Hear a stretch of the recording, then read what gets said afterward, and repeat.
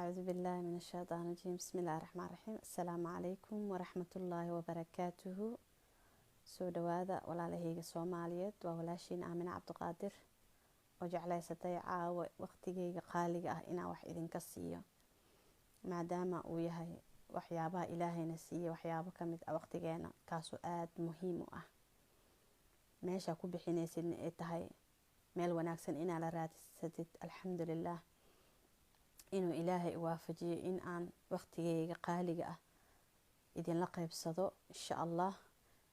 dhowr qof ayaan u jeedaa ku jirto adii 12 codkeyga sidee u maqashaan marka hore waa muhiim waxa ah in la ismaqlo in la ogaado. soo dhawaada codkeyga ma maqashaan?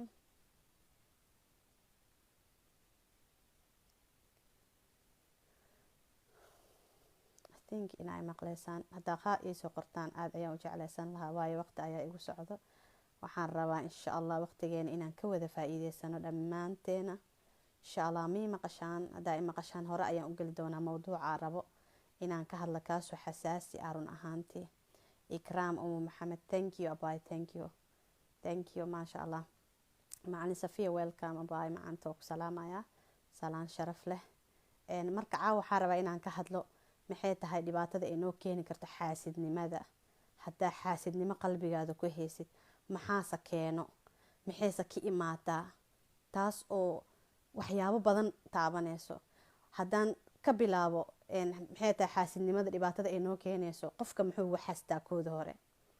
waxaa wax laga xastaa qof kale Soomaa oo bini aadana. kow hadda anaka isku noqono especially dadkeena Soomaaliyeed, beejkeena Soomaaliye ku xiran Soomaali leenahay. Soomaalidana 100% aa dhihi karaa waa dad islaam ah. maxay ka qabtaa xaasidnimada diinteena islaamka?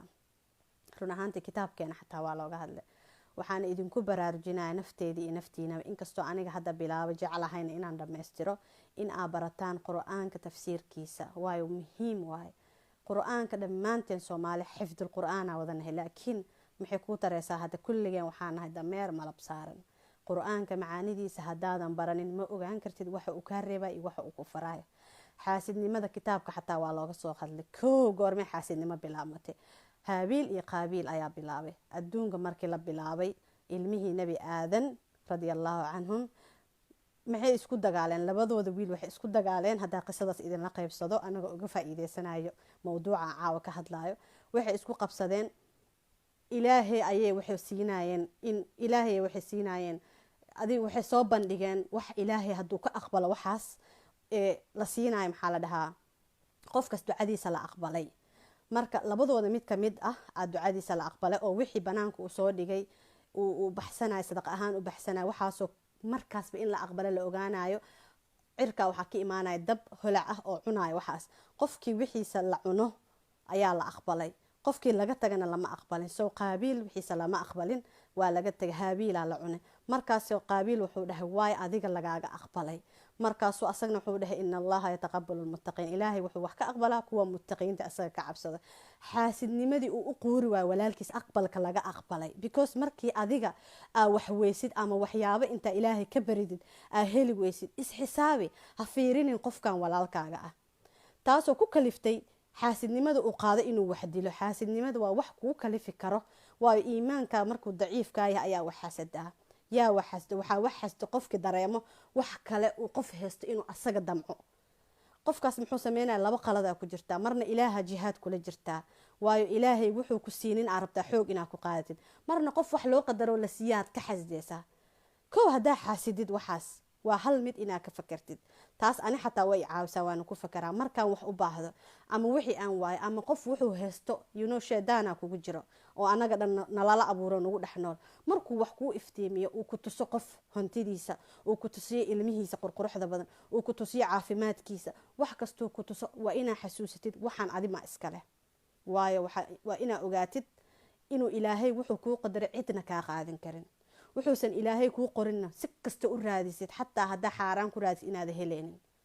wuxuu ilaahay kuu qorana si kasta u raadisid wado kasta umar waa helaysaa ama xaaraan ku hel ama xalaal ku hel.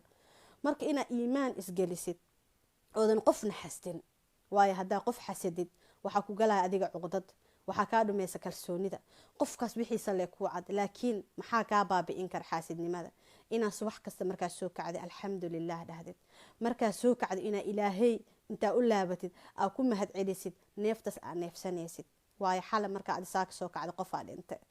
subaxdaas caafimaadka adiga aa haysatid waa inuu kula weynaado, jirkaaga xubnahaaga dhan wada shaqeyna waa inay kula weynaadaan.